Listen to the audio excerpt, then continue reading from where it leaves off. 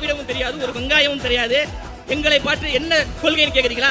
தெம்பு இருந்தா, துணிச்சல் இருந்தா, தில் இருந்தா வாங்க பேசுவோம். சமூக நீதினா என்ன, சமத்துவம்னா என்ன, இடஒதுக்கீடுனா என்ன, மாநில சுயாட்சினா என்ன, தந்தை பெரியார்னா யார், அண்ணல் அம்பேத்கர்னா யார், வேலுநாச்சியார்னா யார் என்று நேரடியாக விவாதம் செய்வதற்கு நான் தயாராக இருக்கிறேன். வரீங்களா?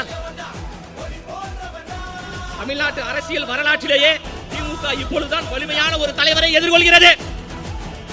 பக்கா மாஸ் கட்சியின் தலைவர், பக்கா மாஸ் கட்சியின் தலைவர் என்று நம் தலைவரை சில தாக்குறிகள் விமர்சித்துக் கொண்டிருக்கிறார்கள். ஆம், எங்க தலைவர் பக்கா மாஸ் தான். ஒரு பக்கம் 10 கட்சி கூட்டணி, ஒரு பக்கம் 8 கட்சி கூட்டணி, எல்லாம் சேர்ந்து கொண்டு ஒற்றை தலைவரை எதிர்க்கிறீர்கள் என்றால் எங்க தலைவர் பக்கா மாஸ். நீங்க கூட்டாக வந்தாலும் சரி, கூட்டணியோடு வந்தாலும் சரி, ஒத்தையாக நின்று தமிழ்நாட்டில் ஆட்சி அமைக்கக்கூடிய மாபெரும் தலைவராக காமராஜரின் பேரனாக அண்ணன் விஜய் அவர்கள் இருக்கிறார். நேர்மையான ஆட்சியை, மண்ணுக்கான ஆட்சியை, மக்களுக்கான ஆட்சியை அவர் உருவாக்கத்தான் போகிறார்.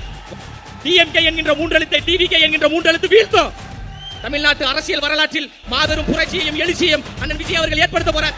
திமுக பிஜேபியோடு கள்ளத்தனமாக உறவில் இருந்து கொண்டு நம்மை பார்த்து பிஜேபி பி டீம் என்று சொல்கிறது.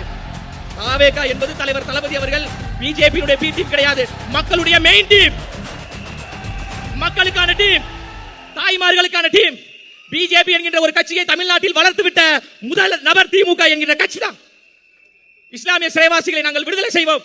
எனவே இஸ்லாமியர்கள்